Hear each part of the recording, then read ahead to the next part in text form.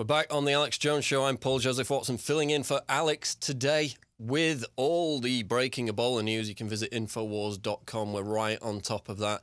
But for the moment, we're talking with Gerald Celente, TrendsResearch.com. And if you missed it before the break, Gerald made a pretty big forecast. He's saying that as a result of the attacks in the Middle East, supposedly targeting ISIS, there will be, whether it's a false flag or an organic, genuine attack, there will be a terror attack within the US here coming up in the imminent future. And as I said, every single university study proves that bombing the Middle East, radicalizing jihadists, flooding the region with weapons only ever causes blowback, only ever causes more violence. Gerald, just before we go to calls, finishing off your point on that. Yes, we have to really go back to the beginning, not the beginning, but this latest round. And that really happened after World War I, when a bunch of colonial powers led by the United Kingdom and France carved the joint up from the Ottoman Empire. I mean, look at the map, the Sykes-Picot lines, these straight lines making up these countries that never existed before, and the colonization that's continued. So there's no end in sight as long as the colonial powers continue their imperialism. I just want to shift gears here for just a moment, because as we're on the air, there's a lot of destabilization going on in the equity markets. The Dow is down about 220 points.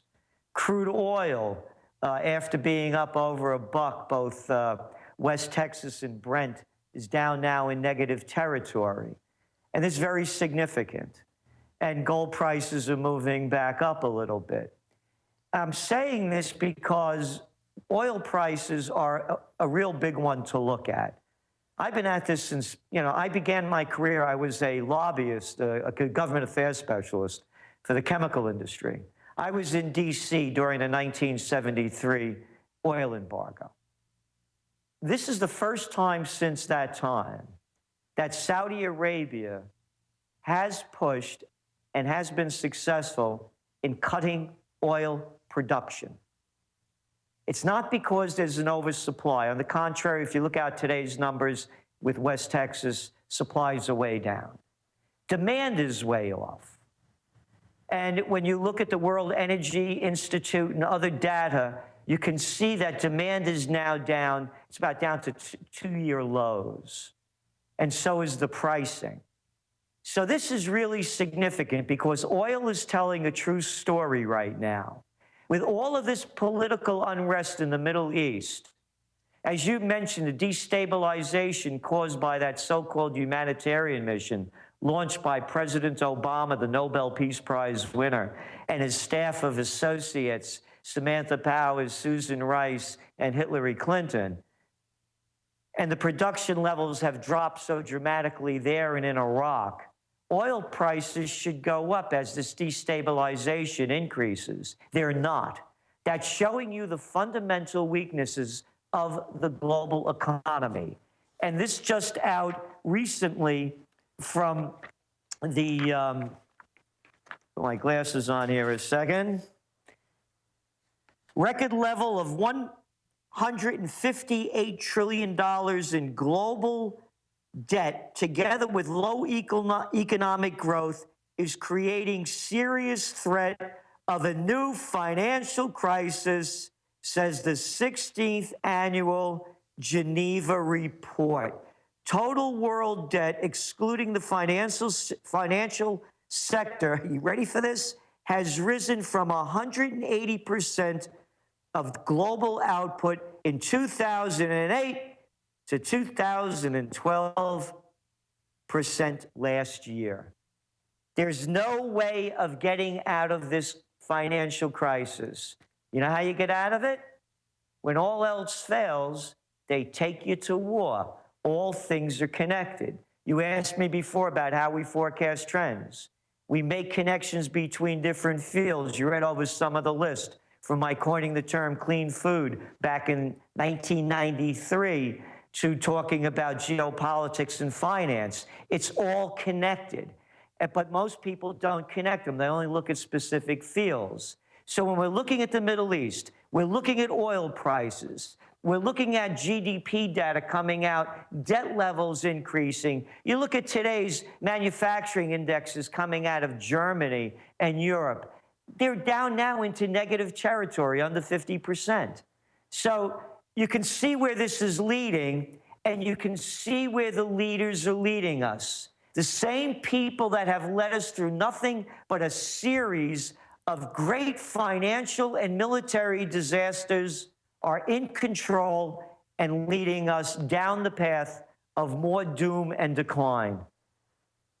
We're talking the Middle East, oil, debt with Gerald Celente. We're going to go to some calls now. James in Illinois, you're on the air with Gerald Celente. Go ahead, James. Gerald, are you there? I'm here.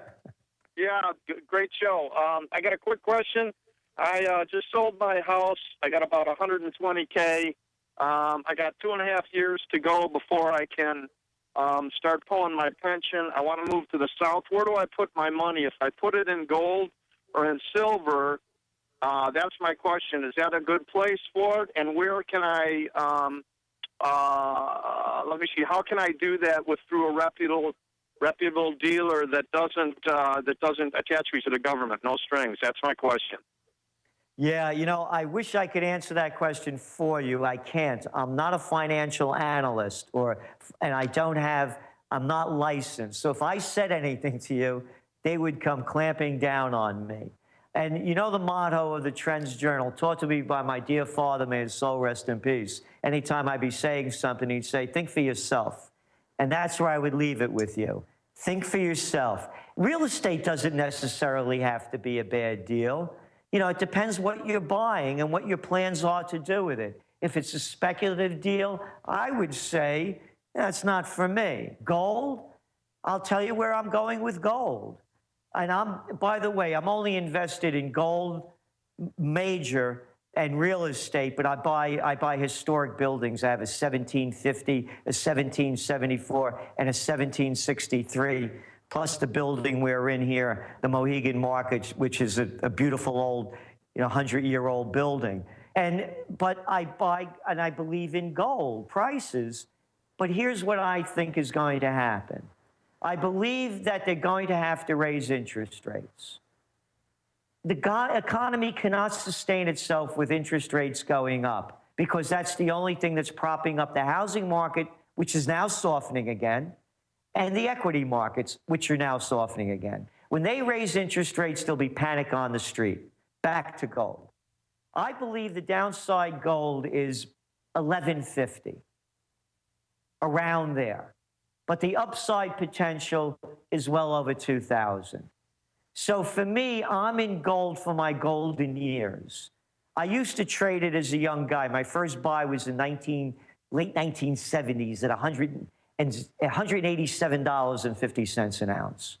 So to me, when you invest in these things, again, I invest in real estate with my heart. I'm not stupid. I'm not doing it to lose money.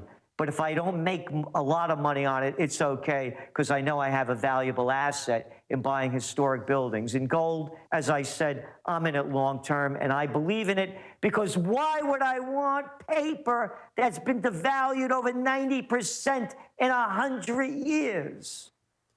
Thanks for the call, James. Jim in Illinois, you're on the air with Gerald Celente. Go ahead, Jim. Hi, how you doing today? Good. I've got a question for you. This Alex Jones has scared myself and probably half the nation as far as these globalists are concerned, the fear they put into all of us. And I have a way of suggesting to stop these people, and it can be done with the help of him if he puts out a website with their names, phone numbers, and addresses on it. And I guarantee in 6 months, the people of America will make it very uncomfortable for these people to even exist and try and do harm to America. Okay, thanks for the... Go ahead, Gerald. They're in front of you already. I mean, they call the president, the Congress. I mean, what self-respecting adult would believe any of them? Oh, you like Lindsey Graham? You get it really nice with McCain? You think Pelosi got a brain? How about not so Feinstein? There's nothing behind the curtain but a decrepit old man pulling the levers. It's what you see.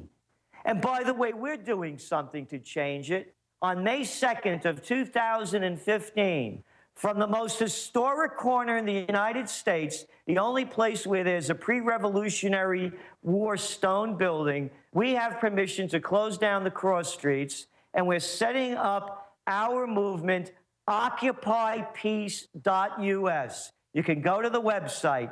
No foreign entanglements. This is the foundation upon which the Constitution was founded, right in this area. Every one of the founding fathers, beginning with Washington, a real commander-in-chief, a guy that fought, not these little chicken hawks that can't fight their way out of a paper bag. No foreign entanglements in his farewell address. Madison, Jefferson, every one of them, Franklin. So we're doing something. We believe that America can return to the greatness that it was that made it the land of opportunity. No foreign entanglements, rebuild America. I have a story for you, right out of today's Wall Street Journal. Here it is. Fighting Islamic State strains the budget. Congress and the president are under pressure to bolster Pentagon coffers to fund expanding efforts in the Middle East. And you're heard by our commander-in-chief. If you listen to his UN speech, which we broke down, we may be there for another 10 years or more. Unending war, one after another. And then you pick up the news, and what do you see over there in Detroit? Federal judge rules Detroit residents have no fundamental right to water. You got it? We have all this money to fight and kill other people, but can't pay your water bill. The hell with you. And by the way, as I look at it, again, only speaking for myself, anyone that supports war, these kinds of war, is supporting murder. And I'm not a pacifist. I'm a close combat practitioner. Had my own school for many years. I believe in self-defense, but I don't believe in murdering innocent people. And here you have it. They're calling for more of our money that Eisenhower warned us against, the military-industrial complex, from stealing it as the nation's infrastructure rots. And this judge could give a flying anything about people that are too poor to pay for their water. Hey, Obama, where's your humanitarian mission? Motown is no town, but we gotta save them Yazidis on the mountain. But hey, Gerald, I mean, Raytheon, Boeing, Northrop Grumman, they're all doing really well. Their stocks are through the roof. I mean, who cares about people in Detroit? They've got no free water. The military-industrial complex is really making good out of this new war on ISIS, isn't it? Oh, it's doing great. And that's why people say, you know, Mr. Celente, you point out the problems, but you don't give the solutions. Not true. You look at the TrendsJournal, it's full of solutions. And the big solution is Occupy Peace. And I want to make this clear. This isn't going to be one of these rallies where everybody comes, yells, and screams and goes away. What do I do next? We're going to have takeaways. We're going to have action plans. And we have ours, but we want to hear yours as well. Again, OccupyPeace.us. We're launching a major movement. It's going to be officially launched from Colonial Kingston. By the way, right across the street from me is the Kingston Courthouse. John Jay was a juror here. 4 Supreme Court justices. The Constitution of New York State, the first capital of New York State before the British burnt the joint down, was written here. The important part of this, Paul, 90% of the United States Constitution comes from the New York State Constitution, written here by our founding fathers. I want a revolution, the Second American Revolution. one of peace, one of prosperity, one of morality, and one of spirituality. And I'm not talking about that New Age stuff or any religion. I'm talking about the spirit of the soul, the spirit of human dignity, the spirit of courage in a country that's turned coward, because only cowards would listen to the clowns that are leading them to disaster. What self-respecting human being would hail to the chief or bow to the queen? David in Florida, you're on the air with Gerald Celente. Go ahead, David. Hey, fellas, I really appreciate you being in America, Paul, and David, I certainly appreciate you as well. I wanted to say, Mr. Celente, I am a huge fan of what you do, and I'm an avid reader. I wanted to ask you if you could, down the road, perhaps you could identify a little more clearly what the IBS actually stands for and what their power control really means in terms of the New World Order. And that's kind of really what I wanted to say. I didn't want to derail the conversation much, but you guys are doing a great job. Thank you very much. I enjoy it entirely. Gerald, just a minute on that one before the break. Go ahead. Yeah, it's very clear. You were talking about the military-industrial complex. It's a multinational takeover. How much more proof do you need? How many more Walmarts do you need to be built? How many more Home Depots that put all the people that used to have hardware stores out of business do you need? How many more Staples that took the lives out of people that own stationery stores? It's slavelandia worldwide. It's a multinational takeover. You got the neocon madmen and women, a handful, as Dr. Paul Craig Roberts, who, by the way, there is no one I respect more for geopolitical insights and economic knowledge than he.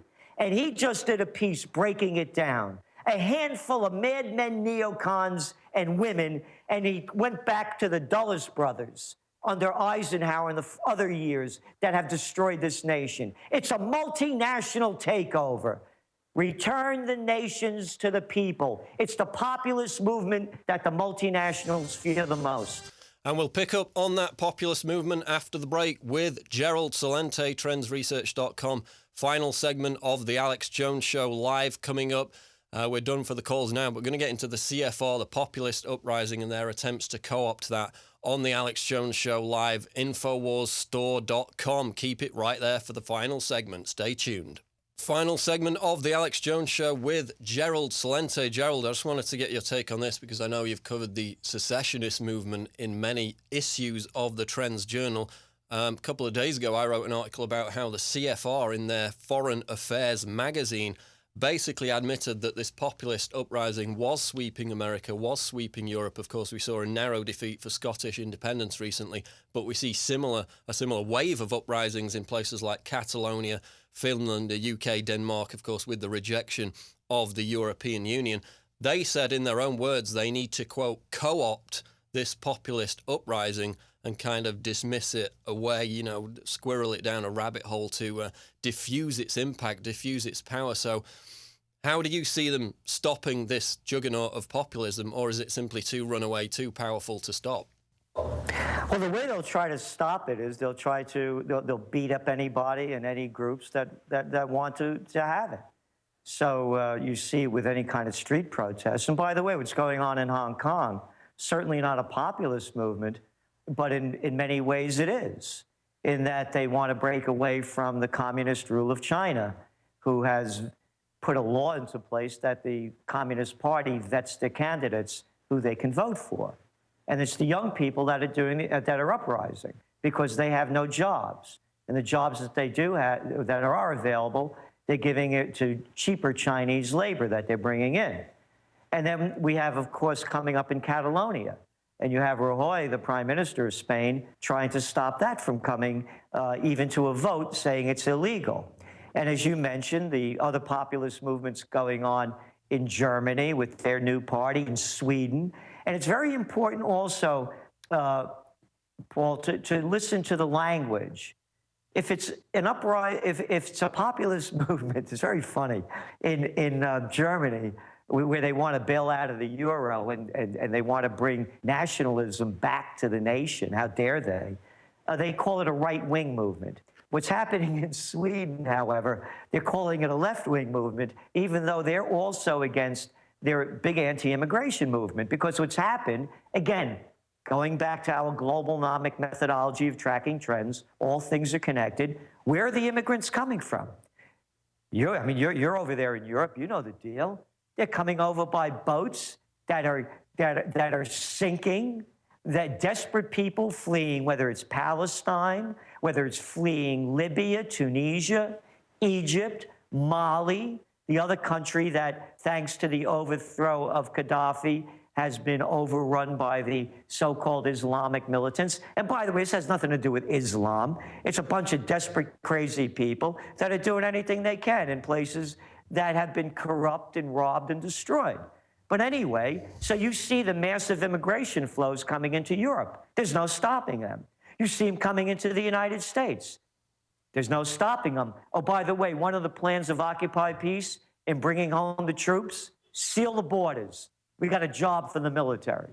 So what I'm saying is these populist movements are going to continue to gain in strength. As a matter of fact, I believe it was yesterday that Ron Paul was again brought up the secessionist movements. It's the future. And the people can have the future if they choose to take it in their own hands. Okay, Gerald Celente, that brings us nicely to the end of the show. TrendsResearch.com and OccupyPeace.us is the other website, correct? That's correct. Gerald Celente, thanks for joining us today on The Alex Jones Show. That's going to do it for today. We'll be back tomorrow. Be sure to tune in for Infowars Nightly News. Support us by buying the products, InfowarsStore.com. I'm Paul Joseph Watson. We'll be back tomorrow. I'll be back in the hot seat for The Alex Jones Show. Stay tuned to the website for all the latest news, Infowars.com.